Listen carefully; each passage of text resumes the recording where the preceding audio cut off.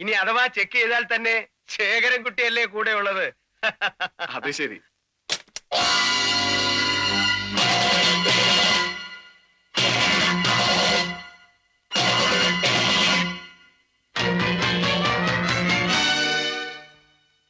തീരെ പ്രതീക്ഷിച്ചില്ല അല്ലേ? എങ്ങനെയുണ്ട് പുതിയ പങ്കുവച്ചോടം? വഞ്ചനയും ചതിയും ഞാൻ വെച്ചു ഉറപ്പിക്കില്ല. ഇവിടെ ഒരു നിയമമേ ഉള്ളൂ.